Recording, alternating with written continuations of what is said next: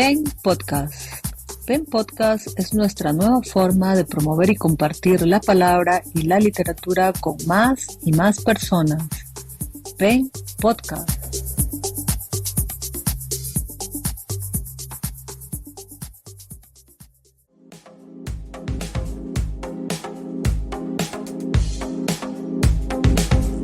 Bienvenidos al espacio de Catalejo en Pen Podcast. Este es un episodio el cual vamos a dedicarlo a una revista que pues está creciendo cada vez más en Guatemala. Una revista que nace de la mente de la profesional Mayela Cuevas. Hola Mayela, ¿cómo estás? Hola Dilma, qué gusto saludarte. Bienvenida a este espacio de Pen Podcast, una organización de escritores que velan por la libertad de expresión. Pero sobre todo estamos indagando estas nuevas propuestas que pues tratan de abrir espacios para iniciativas interesantes como lo es el tuyo con el tema de la educación.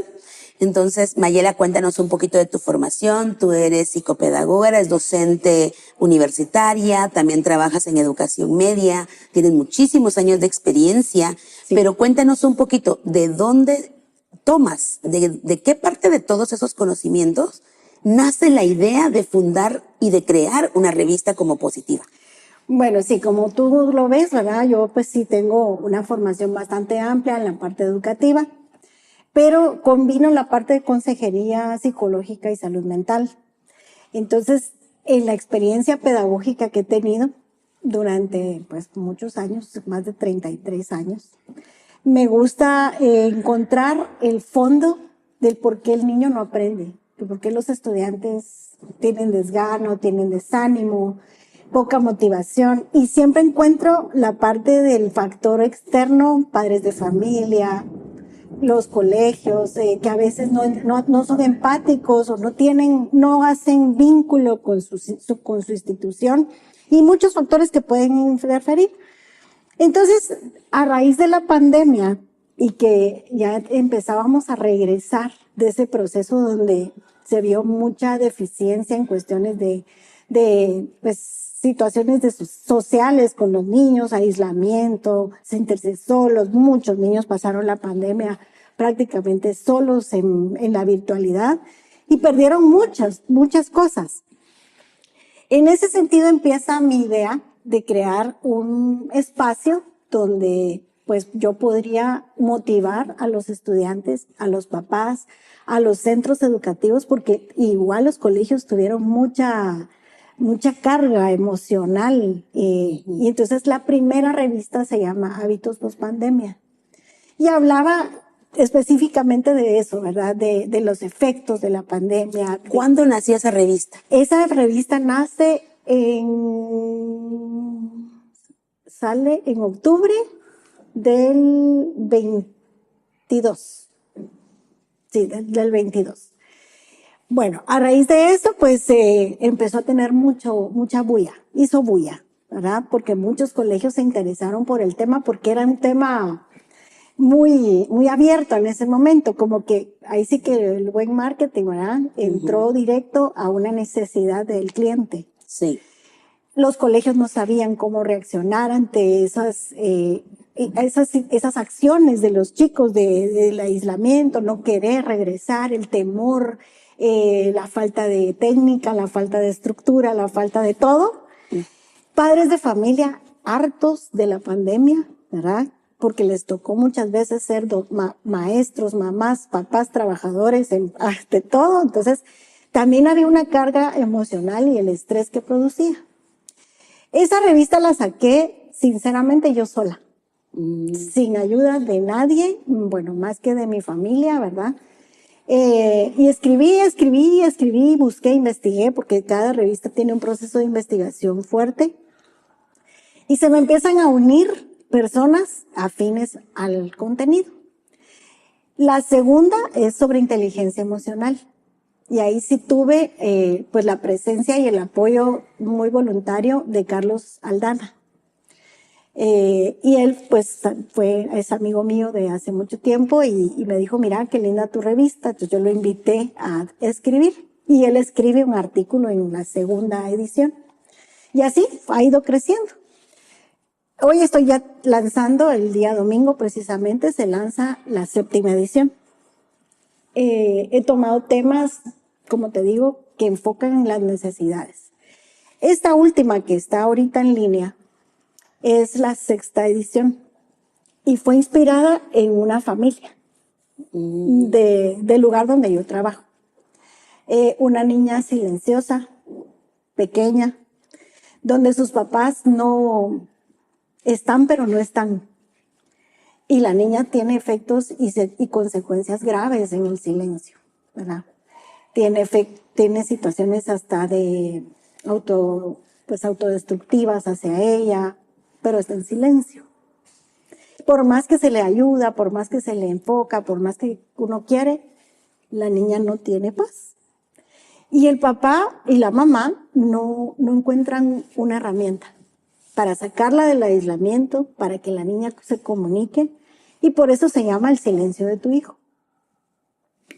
Nunca pensé que tantos papás estuvieran en esa situación.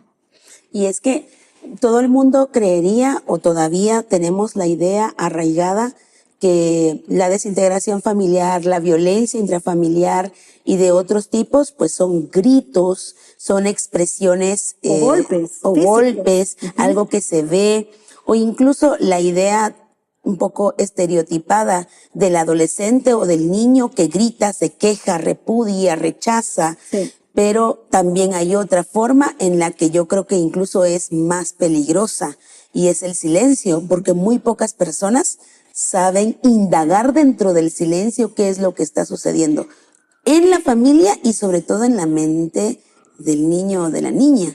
Sí. ¿Qué descubrimientos te llevas de este número que tiene un título tan interesante? Sí, pues eso, la necesidad de los papás de buscar alternativas, ¿verdad? Guatemala no somos un país con cultura terapéutica. Pensamos Exacto. que ir al psicólogo es ir al loco, ¿verdad? Es porque estás loco, es un castigo. porque es un castigo, o porque, o sea, como en otros países que vas como que te duelen las muelas, ¿verdad? Entonces, te duele el corazón, entonces vas al psicólogo, estás triste, vas, pero aquí no, aquí se tiene un cierto rechazo, incluso muchos papás de la experiencia que yo tengo dicen yo no comparto ideas de los psicólogos. Y posiblemente, ¿verdad? Porque al final son seres humanos como cualquiera, pero sí es importante buscar herramientas o lugares o formas de que los alumnos o los hijos sobre todo, porque esta sí está enfocada a la familia propiamente, logren salir de esa conchita, que en esa conchita pasan muchas cosas, efectos de la tecnología, muchas influencias de personas que ellos ni siquiera conocen, ¿verdad? Ese es el aprendizaje más fuerte que tuve. En una ocasión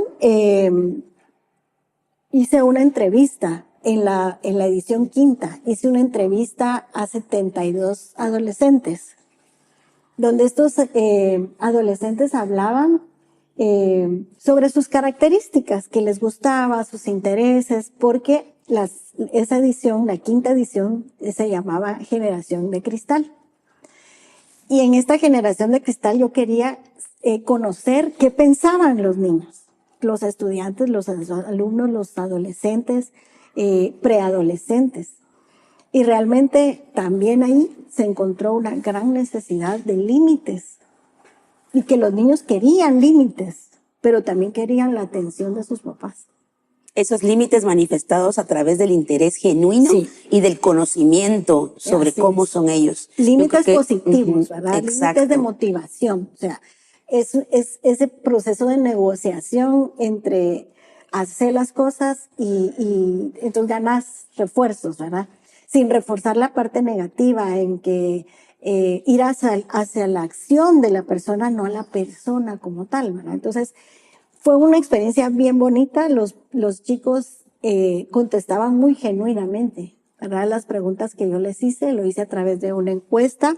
72 chicos de varios colegios, de varias instituciones, incluso religiosos también, grupos religiosos, me apoyaron en esas entrevistas. Y el estudio, o sea, como te digo, cada revista tiene un trasfondo de investigación.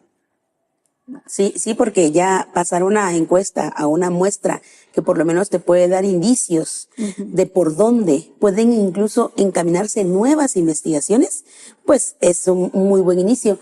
Dijiste algo muy importante que te he escuchado decir en otras ocasiones. Esto de referirnos hacia la acción y no hacia la persona tiene mucho que ver también con el lenguaje, cómo se utilizan las palabras, a quién se le dirige la observación o la Exacto. corrección de. ¿Podrías dar luces de cómo un papá puede, o alguien que esté a cargo de las infancias, cómo puede dirigirse hacia la acción y no hacia la persona? Voy a darte un ejemplo así muy cotidiano, el orden de la habitación. Si tú le dices a tu hijo, es que tú eres un desordenado, estás reforzando una etiqueta. Yo soy desordenado, como yo así soy, ¿verdad? En el contrario, si fueras, por ejemplo, mira, busquemos una oportunidad para que tu cuarto se vea más bonito, porque realmente necesitamos que tu actitud vaya hacia eso, hacia la imagen que tú das ordenando tu cuarto. O sea, es muy diferente porque entonces ya no estás etiquetando, sino dando opciones y llevándolo a una reflexión, ¿verdad? Entonces, digamos, eres un mentiroso, ¿verdad? Simplemente tu actitud no es correcta. Tú eres mi hijo, yo te adoro, sé que tienes, yo doy la vida por ti como papá, pero tu actitud no la comparto. Ese es un ejemplo claro. Cualquier actitud, pero nunca desvalorizar a la persona como tu hijo. Y sobre todo que esas etiquetas se quedan para siempre. Se quedan para siempre y el niño se las marca, y más aún siendo pequeñitos, ¿verdad? Es como cuando no te gustan las matemáticas. ¿Por qué? Porque más de algún día siempre, a lo mejor en casa te dijeron, es que tú no sos bueno para la mate. O como yo nunca fui bueno para la mate, ay, yo tampoco, ¿verdad? Entonces, esos son términos que lamentablemente se dicen y no se cuidan, ¿verdad? No hablemos de los términos que pasan del límite, ¿verdad? Groserías, eres un tonto, eres un... ¿verdad? Y eso se da, ¿verdad? Entonces eso queda y son huellas ingobernables, realmente. No lo gobiernas, tú te las quedas y el inconsciente se las cree. Como creadora de este proyecto tan bonito, ¿cómo cuando uno crea algo, uno pone al servicio de los demás eso que está creando, pero al mismo tiempo te enriquece a ti como fundadora y creadora de este proyecto? Hasta ahorita, con los números que llevas, ¿cuáles son esas riquezas que te están quedando como pues viendo crecer y caminar este proyecto poco a poco? Bueno, creo que lo más bonito ha sido la respuesta, la satisfacción de saber que la están viendo, que la están compartiendo. Muchos colegios, cuando he tenido oportunidad de ir a reuniones de otros colegios donde hay otras personas afines a tal vez a la profesión que yo tengo, me dicen, ya mi nombre es como cuando me presento, ay, usted tiene una revista. Y yo, sí, ¿verdad? Ay, yo la vi. Entonces, eso es algo que, no sé, como mi momento de fama, pero es bonito, o sea, se siente llegarle bien, a otros. porque tu objetivo es ese. Tu objetivo es llevar el mensaje. Y realmente, si en términos cristianos lo vemos, a eso fuimos llamados, pues, sí, al servicio, a dar lo mejor de ti. Y creo que este es un medio que a mí me ha permitido compartir lo que yo sé. Y ya mencionaste, pues, papás, mencionaste también comunidades educativas. ¿Quiénes deberían leer Positiva? Yo creo que está abierto, porque realmente un educador, por ejemplo, independientemente de que sea, ¿verdad? Yo creo que independientemente de la cantidad de años de experiencia ¿sí? que tenga.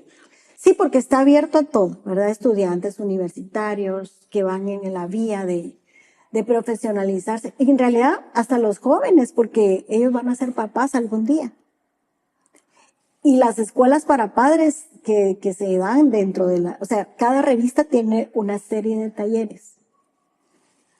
Se dan en colegios, se dan en centros, digamos, en centros de grupos juveniles, se han dado algunos, y ahora pues ya tengo un equipo que que me apoya en eso, en dar esos cursos, siempre sobre mi supervisión y digamos como un poquito capacitarlos, ¿verdad? Para que el mensaje sea dado como debe ser, ¿verdad?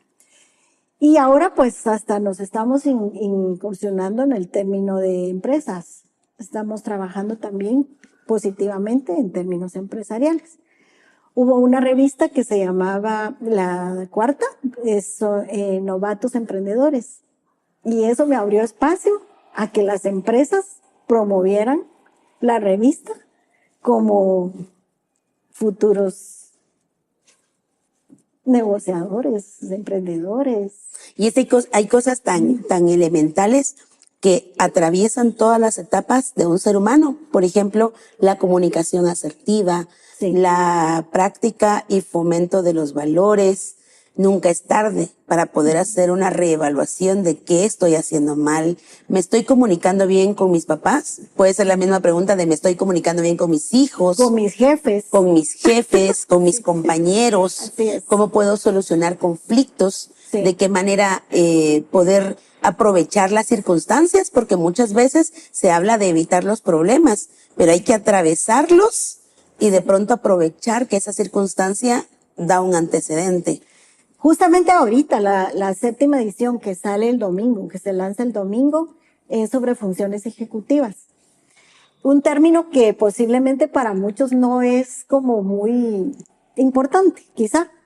Pero cuando tú ves a un estudiante o a un niño, a un hijo, a un adulto, a un compañero de trabajo, que no logra organizarse, planificar, que su tiempo siempre está corriendo, que no logra hasta su descuido personal posiblemente, es porque sus funciones ejecutivas no están bien desarrolladas. Entonces, esta edición pues habla de la etapa evolutiva en cómo reaccionan las funciones ejecutivas desde el vientre de la mamá hasta la vejez, o sea que incluye todas las etapas de la vida. Entonces, si tú me preguntas, ¿quién puede leer esa revista? Desde un bebé, si se lo muestra, edad, hasta una persona de la tercera edad que tienen tanta necesidad. Y creo que estoy por pensar, porque ya estoy pensando la siguiente, la 8ª, no ha salido la 7ª de pura loca, ya estoy pensando en la 8ª, va dirigido a eso, a la tercera edad.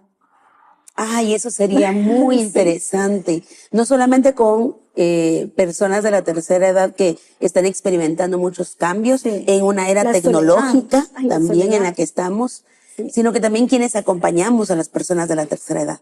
Que a veces, pues, ser joven en la década de los 80 no es lo mismo que ser joven ahora, y es lo mismo. O sea, tener cierta edad en la década de los 50 no es lo mismo que tener ahorita cierta edad. Fueron los jóvenes del siglo pasado. Y es que, ¿sabes qué pasa? Que al final de cuentas vamos a llegar a eso.